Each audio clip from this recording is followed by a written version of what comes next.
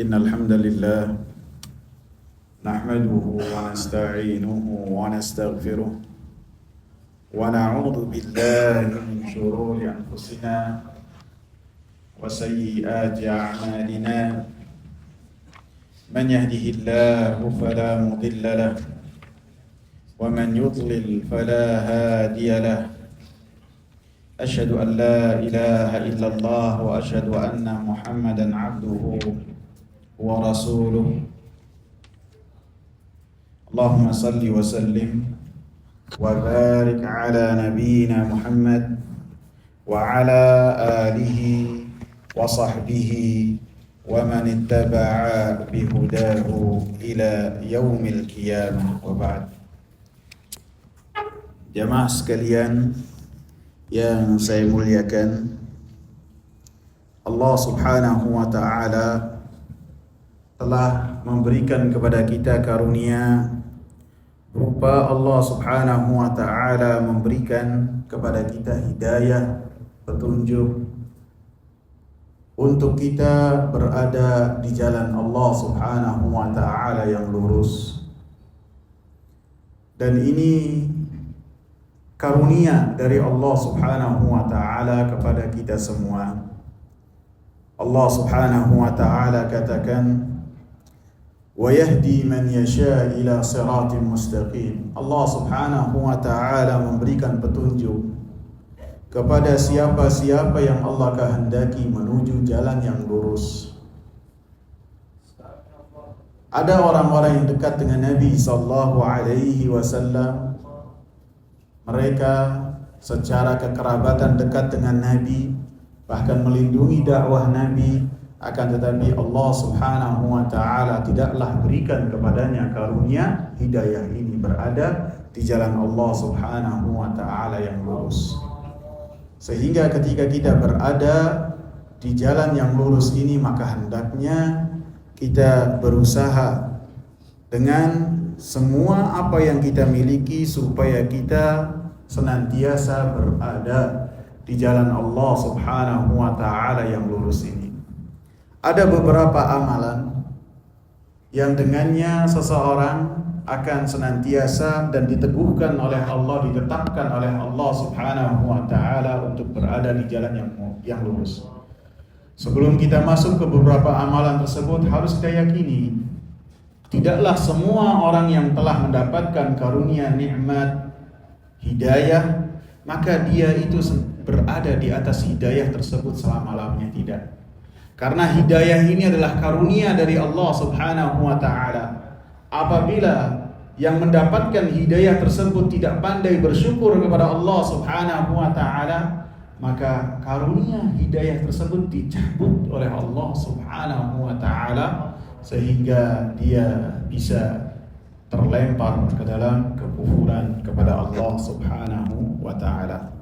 Maka pada kesempatan kali ini ada beberapa amalan yang dengannya seseorang bisa meneguhkan hatinya dan dirinya untuk senantiasa berada di jalan Allah Subhanahu wa ta'ala yang lurus.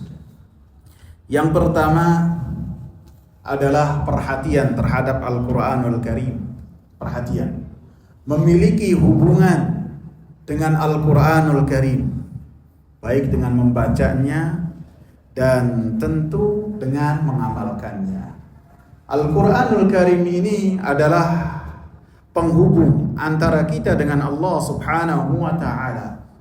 Dan Al-Quranul Karim ini adalah yang akan menjelaskan kepada kita berapa dalamnya jalan Allah Subhanahu wa ta'ala yang lurus.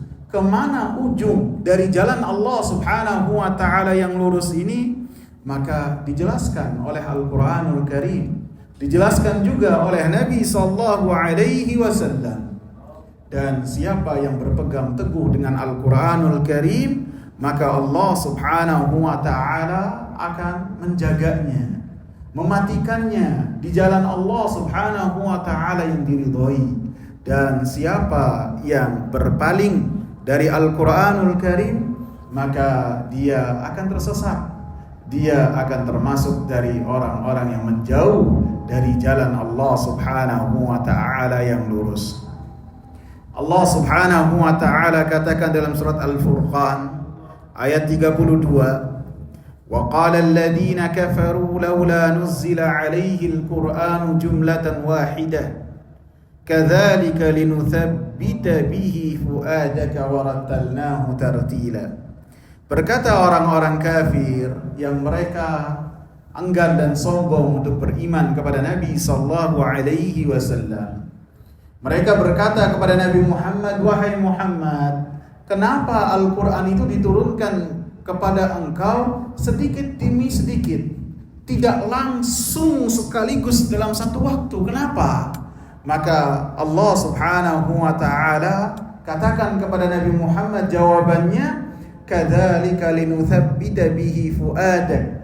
Demikianlah Allah Subhanahu wa taala turunkan Al-Qur'an kepada engkau wahai Nabi Muhammad sedikit demi sedikit, tidak sekaligus, dalam rangka supaya mengokohkan hati engkau di atas jalan yang lurus. Artinya apa? Ketika Nabi sallallahu alaihi wasallam memiliki hubungan dengan Al-Qur'anul Karim, maka hati beliau menjadi kokoh, yang berat menjadi ringan, yang permasalahan ada di hadapannya menjadi permasalahan seakan-akan hal tersebut tidak ada. Karena apa? Munajat dengan Allah Subhanahu wa taala dengan membaca Al-Qur'an dan menerima Al-Qur'anul Karim. Maka demikian pula kita dalam hidup ini, maka haruslah kita memiliki hubungan yang khusus dengan Al-Qur'anul Karim. Harus kita memiliki hubungan yang khusus. Kita harus memiliki target. Sehari berapa halaman kita baca? Apakah 1 juz? Apakah 10 halaman? Ataukah 1 halaman? Tidak boleh 1 hari terluput dari kita untuk tidak membuka Al-Quranul Karim. Sekarang lebih-lebih kemudahan Allah Subhanahu wa taala berikan kepada kita. Di HP kita sekarang semuanya ada aplikasi Al-Quran. Di mana saja kita bisa membaca Al-Quran. Nunggu wudu, nunggu lift, kita turun dari lift, kita semua aktivitas, bahkan ketika kita terjebak macet, maka kita bisa membaca Al-Quranul Karim. Lebih-lebih keutamaannya sangat banyak sekali. Kata Rasulullah sallallahu alaihi wasallam, man qara'a harfan minal ayah falahu hasanah wal hasanatu bi asyri amthaliha. Siapa yang membaca Al-Quranul Karim, maka baginya 1 kebaikan, dan dari kemurahan Allah Subhanahu wa taala dan rahmat Allah, maka Allah lipat gandakan kebaikan itu. 1 kebaikan Allah lipatkan 10 kali lipat. Maka kata Rasulullah, siapa yang membaca 1 huruf saja, maka Allah berikan berapa? 10 kebaikan. Jadi apabila kita membaca Bismillahirrahmanirrahim, Alhamdulillahirabbil alamin, sudah dapat 100 lebih kita mendapatkan kebaikan. Akan tetapi hati-hati kita itu sibuk dengan dunia. Hati-hati kita itu kosong dengan pengagungan terhadap apa yang Allah Subhanahu wa taala janjikan di alam akhir kelak. Mungkin apabila dijanjikan kepada kita, silakan kamu baca 1 huruf dalam Al-Quran yang kau baca akan saya berikan kepada engkau 1000 atau 10.000. Mungkin bisa jadi kita tidak berhenti membaca Al-Quran dari pagi sampai pagi lagi. Dengan tentu kita megang kalkulator, berapa yang kita dapat. Dan ma indakum yanfad wa ma indallahu baq. Apa yang ada, yang kalian miliki dari dunia berlalu, hilang. Dunia yang ada pada diri kita hilang. Baik karena kitanya meninggalkan dunia tersebut, atau apa yang ada pada diri kita ini ketika kita manfaatkan berlalu. Adapun pada sisi Allah berupa ganjaran, berupa janji dari Allah Subhanahu wa taala, maka itu akan senantiasa langgeng dan kekal di sisi Allah Subhanahu wa taala. Lebih-lebih Rasulullah sallallahu alaihi wasallam mengatakan, khairukum man ta'allama al-Qur'ana wa 'allama. Sebaik-baik kalian adalah yang membaca Al-Qur'an, mengamalkannya dan mempelajari dan mengamalkannya.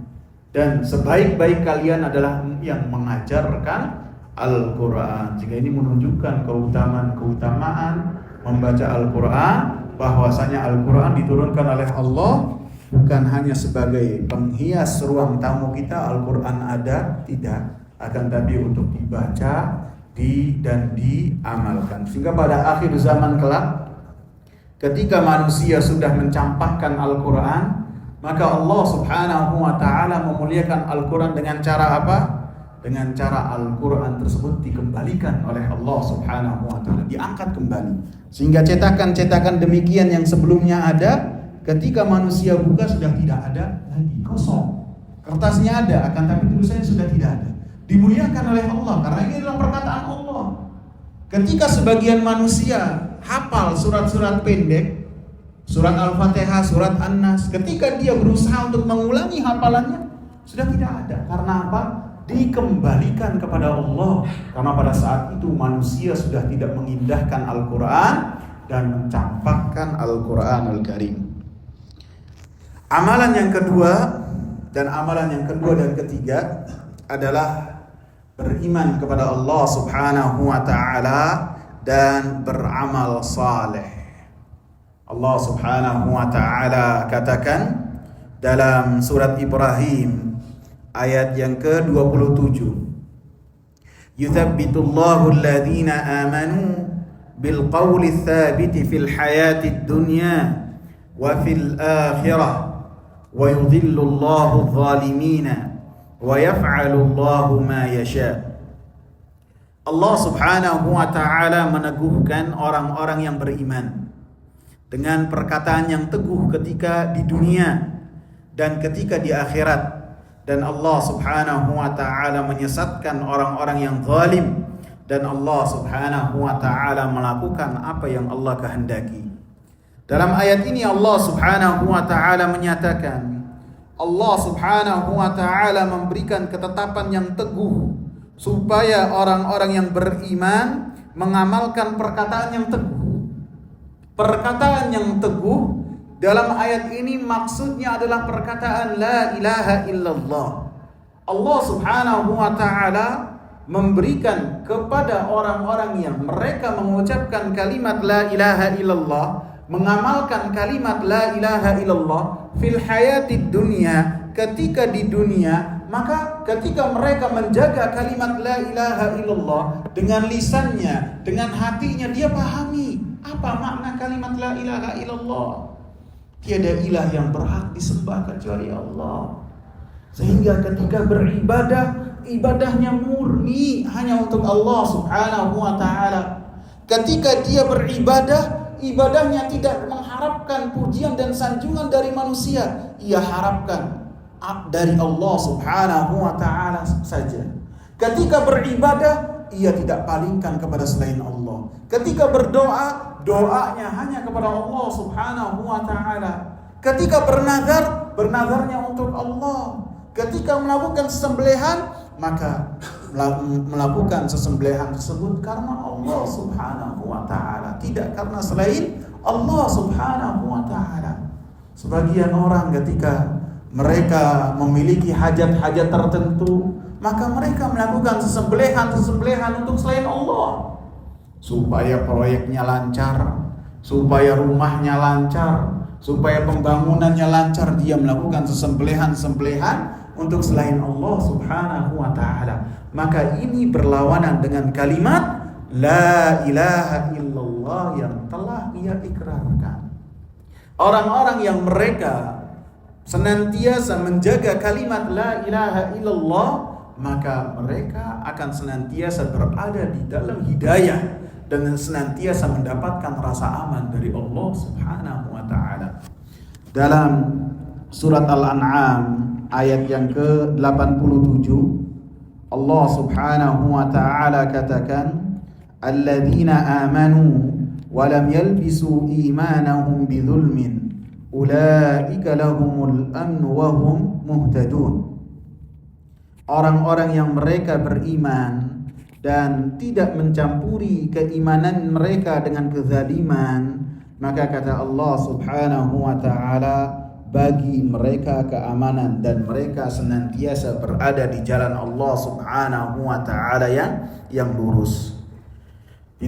Tadi saya ngomong ayat berapa tadi? 87 ya.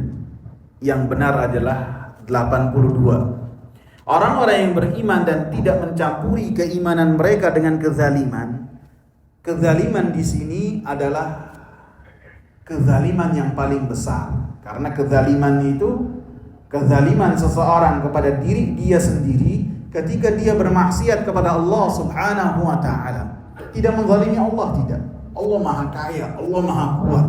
Ketika manusia semuanya bertakwa kepada Allah, kekuasaan Allah tidak bertambah sedikit pun. Ketika manusia semuanya bermaksiat kepada Allah dengan maksiat-maksiat yang besar, Allah Maha Kaya, Allah Maha terpuji. Tidak berkurang terpujinya Allah. Tidak berkurang kekuasaan Allah dan kerajaan Allah, tidak. Ketika manusia melakukan kezaliman, melakukan dosa-dosa, baik dosa kecil ataupun dosa besar, pada hakikatnya mereka menzalimi diri mereka sendiri, tidak menzalimi Allah Subhanahu wa taala. Maka siapa yang mencampuri keimanannya dengan kezaliman, maka siapa yang tidak mencampuri keimanan mereka dengan kezaliman, mereka mendapatkan keamanan dan hidayah. Maka kezaliman di sini bukan artinya semua dosa yang dilakukan oleh orang yang bertauhid, bukan. Akan tetapi kezaliman dalam ayat ini adalah kezaliman yang paling besar, yaitu melakukan kesyirikan kepada Allah Subhanahu wa taala. Karena kezaliman itu meletakkan sesuatu bukan pada tempatnya. Ketika seorang meletakkan sesuatu bukan pada tempatnya, maka itu adalah kezaliman. Seseorang ketika mendapatkan karunia dari Allah, mendapatkan rezeki dari Allah, Allah yang mengatur semua hajatnya, harusnya beribadahnya kepada siapa dalam rangka bersyukur? Kepada Allah. Ketika dia palingkan ibadahnya kepada selain Allah, maka itu adalah kezaliman yang sangat nyata. Sehingga Luqmanul Hakim memberikan nasihat kepada anaknya, ya bunayya la tusyrik billah inna syirka la zulmun azim. Wahai anakku, janganlah engkau melakukan kesyirikan, karena kesyirikan ini adalah kezaliman yang sangat besar. Maka jagalah diri kita jangan sampai melakukan kesyirikan kepada Allah Subhanahu wa taala. Jangan bosan untuk kita senantiasa belajar tentang tauhid. Jangan bosan untuk kita senantiasa mempelajari apa sih hakikat tauhid, apa sih syarat-syarat kalimat la ilaha illallah, apa sih pembatal-pembatal kalimat la ilaha illallah. Karena seseorang makin dia bertauhid kepada Allah Subhanahu wa taala, makin dia takut kepada Allah Subhanahu wa taala. Jangan-jangan tauhidnya tidak diterima oleh Allah Subhanahu wa taala. Seorang yang sangat bertauhid kepada Allah Subhanahu wa taala, orang yang pada saat itu manusia di tengah kegelapan kesyirikan kepada Allah Subhanahu wa taala, dan orang yang bertauhid hanyalah beberapa saja, beliau, istrinya dan ponakannya. Siapa beliau ini? Nabi Ibrahim alaihi salam. Ketika manusia di tengah kegelapan kesyirikan, beliau mendakwahkan kepada tauhid, kepada ayahnya, kepada kaumnya, dan ketika berhadapan dengan raja pun dia hadapi. Bahkan ketika beliau dihukum dengan hukuman dilemparkan ke dalam api yang menyala-nyala, apinya ini bukan api yang kecil, api yang dikatakan sebagai gunungan api, sehingga hewan menjauh dari api tersebut. Burung-burung tidak ada yang melewati api tersebut. Sehingga Nabi Ibrahim alaihi salam ketika masuk dan dimasukkan ke dalam api tersebut dengan cara apa? Dilempar dengan minjanik, dengan lempar senjata, lempar batu. Alat yang pada zaman dahulu untuk melempar batu. Dengan alat tersebut Nabi Ibrahim dilempar, ditarik dari jarak yang jauh. Karena yang mendekat merasa panas, tidak mampu, maka kemudian Nabi Ibrahim dilepas kendalinya, melayang-layang menuju gunungan api, bukan gundukan api, gunungan api. Aduh, bayangkan, pada saat melayang-layang demikian, Nabi Ibrahim didatangi oleh malaikat Jibril. Kata malaikat Jibril, wahai Ibrahim, engkau perlu bantuan apa dari saya? Dalam keadaan melayang-layang, kematian tinggal beberapa helaan nafas lagi, kebinasaan dan kematian. Apa kata Nabi Ibrahim? Amma ilaika fala. Adapun kepada engkau saya tidak butuh, wahai malaikat Jibril, tidak butuh. Kamu makhluk, saya makhluk, enggak butuh saya sama makhluk. Dalam keadaan demikian, menunjukkan apa? Kokohnya tauhid Nabi Ibrahim alaihissalam. Amma ilallah fa na'am, kata Nabi Ibrahim. Adapun kepada Allah, iya saya butuh kepada Allah. Jangan dalam keadaan demikian sehari-hari saya butuh. Maka Nabi Ibrahim pun berdoa, hasbiyallahu wa ni'mal wakil. Cukuplah bagiku Allah dan cukuplah Allah subhanahu wa ta'ala sebagai tempat saya bertawakal kepada Allah subhanahu wa ta'ala dan sebaik-baik tempat bertawakal. Jadi kualitas tauhid yang luar biasa, akidah yang luar biasa. Akan tapi termasuk doa beliau yang diabadikan oleh Allah subhanahu wa ta'ala adalah wajnubni wa baniya an na'budal asnam. Ya Allah, selamatkan saya jangan sampai melakukan kesyirikan. Allahu Akbar. Nabi Ibrahim yang keimanan dan kekokohan hatinya telah menjadikan Nabi Ibrahim diangkat oleh Allah subhanahu wa ta'ala sebagai kekasih Allah. Wattakhadallahu Ibrahim khalila. Allah angkat Nabi Ibrahim sebagai kekasih Allah. Dan makhluknya Allah subhanahu wa ta'ala tidak ada yang dijadikan oleh Allah sebagai khalil, sebagai kekasih kecuali dua, Nabi Ibrahim dan Nabi Muhammad. Beliau berdoa apa? Wajnubni wa baniya na'budal asnam. Ya Allah, janganlah engkau jadikan saya melakukan kesyirikan. Lindungi saya. Lindungi saya. Orang yang telah diuji oleh Allah subhanahu wa ta'ala dengan ujian-ujian yang bertubi-tubi lagi berat. Menunggu anak dalam waktu yang lama, dalam usia tua, mendapatkan anak. Kemudian anaknya bernama Nabi Ismail, diperintahkan oleh Allah subhanahu wa ta'ala supaya Nabi Ibrahim dari negeri Syam menuju Jazirah Arab. Di satu lembah yang lembah tersebut tidak ada kehidupannya sama sekali. Istrinya memegang bayi yang masih merah dan diberikan bekal seadanya, bukan secukupnya, seadanya. Kemudian setelahnya Nabi Ibrahim pun berpaling tanpa permisi. Istrinya pada saat itu mengatakan, ya Ibrahim, kau tinggalkan kami. Ya Ibrahim, kau tinggalkan kami. Sampai Nabi Ibrahim berlalu, kemudian istrinya mengikuti dari belakang. Dia ulang-ulang perkataan ini. Kemudian si istri mengatakan, Allah amruka bihadza. Apakah Allah memerintahkan engkau dengan seperti ini untuk meninggalkan saya dan bayi yang masih merah ini di lembah yang tak berpenghuni dan tidak ada kehidupan? Maka Nabi Ibrahim tanpa menoleh mengatakan, "Na'am, ya." Maka kata istri yang telah dibina dengan binaan Islam dan iman, maka mengatakan, "Idzan la yudayyi'anallah." Kalau demikian, apabila Allah yang merintahkan, maka Allah tidak akan menyia-nyiakan kami. Pasti ada kehidupan, pasti ada keselamatan. Ini ujian yang besar yang telah menunggu anak dalam waktu yang lama. Kemudian ketika anaknya tumbuh besar, yang harapan seorang ayah kepada anaknya sudah menjadi lebih dari biasanya, maka Allah perintahkan untuk diapakan? Nabi Ismail diapakan? Sembelih. Tidak ada keraguan sedikit pun. Walaupun dibangun komunikasi antara seorang ayah dengan anak. Wahai anakku, saya telah diperintahkan oleh Allah untuk menyembelihmu. Si anak tanpa keraguan mengatakan, lakukanlah wahai ayahanda.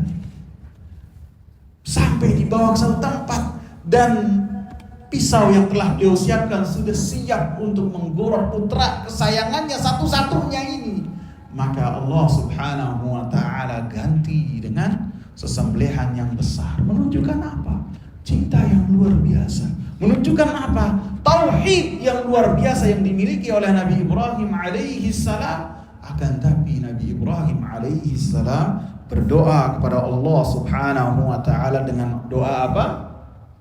wajnubni wa baniya an na'budal asnam. Ya Allah, jangan sampai saya melakukan kesyirikan ya Allah. Ya Allah, jangan sampai dua putraku, Ismail dan Ishak. Yang mana Ishak ini adalah nabi juga, dua-duanya nabi. Jangan sampai melakukan kesyirikan juga kepada engkau. Maka ini menunjukkan orang-orang yang bertauhid, mereka senantiasa berdoa kepada Allah Subhanahu wa taala supaya dijaga tauhidnya. Kemudian juga dalam ayat ini juga disebutkan fil hayatid dunya wa fil akhirah. Maka di akhirat pun orang-orang yang senantiasa mengamalkan kalimat la ilaha illallah akan dijaga dan dilindungi, dikokohkan oleh Allah Subhanahu wa taala.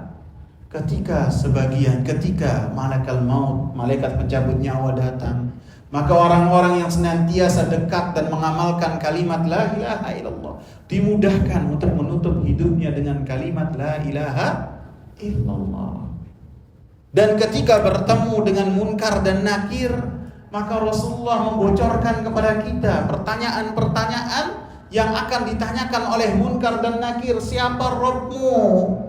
Siapa nabimu? Apa agamamu dan apa kitabmu? Ini pertanyaan yang dibocorkan oleh Rasulullah sallallahu alaihi wasallam. Akan tetapi jawabannya bukan hafal-hafalan, bukan. Jawabannya adalah tergantung bagaimana Allah Subhanahu wa taala mengokohkan kita dengan kalimat la ilaha illallah ketika di dunia. Ketika kita menjaga kalimat la ilaha illallah, mengamalkan kalimat la ilaha illallah dan benar-benar menyatakan bahwasanya Allah Subhanahu wa taala sesembahan kita, ketika ditanya man rabbuk, mampu menjawab dengan izin Allah, Rabbi Allah, sesembahan saya Allah. Ketika ditanya madinuk, apa agamamu, maka orang-orang yang mengamalkan al-Islam sebagai identitas dia dan kebanggaan dia, dan dia senantiasa tunduk patuh terhadap apa yang terdapat dalam Al-Quran dan hadis-hadis Nabi sallallahu alaihi wasallam, maka dia akan menjawab agama saya Islam. Ketika ditanya apa kitabmu, apabila dia memiliki hubungan yang dekat dengan Al-Quranul Karim, dibaca dan diamalkan, maka dia akan menjawabnya Al-Quranul Karim.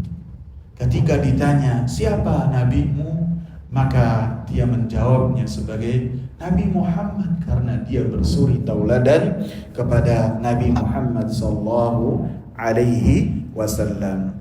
Sehingga dalam ayat ini orang-orang yang mereka bertauhid kepada Allah Subhanahu wa taala, mereka akan mendapatkan pengokohan, kekuatan untuk senantiasa berada di jalan Allah Subhanahu wa taala yang lurus, baik di dunia ataupun di akhirat. Dan yang beramal saleh artinya mereka yang senantiasa melaksanakan perintah Allah dan Rasulnya. Salat 5 waktu, salat sunnah, sedekah, zakat, baca Al-Quran dan ibadah-ibadah yang lainnya. Ketika ia laksanakan dan ia paksakan dirinya yang terkadang bermalas-malasan, maka yakinlah kebaikan-kebaikan tersebut yang ia laksanakan akan mengokohkan dia senantiasa berada di jalan yang lurus dan akan menarik dia untuk senantiasa mengamalkan kebaikan-kebaikan yang lainnya. Dalam surat An-Nisa ayat 66 Allah katakan, walau anna katabna alaihim aniktulu anfus. Dalam surat An-Nisa ayat 66 Allah katakan, walau annahum fa'alu ma yu'aduna bihi lakana khairan lahum wa ashadda tathbita.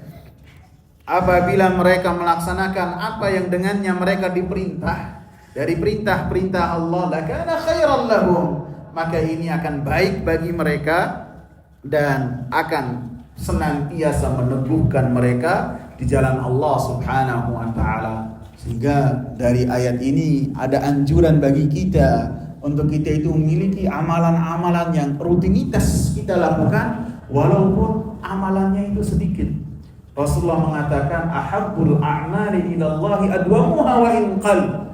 Allah itu mencintai amalan yang amalan tersebut walaupun sedikit, akan tetapi amalannya itu berlanjut tidak putus. Artinya apabila amalannya banyak, dan dia hanya sesekali saja melaksanakan, maka tidaklah disukai oleh Allah Subhanahu wa taala.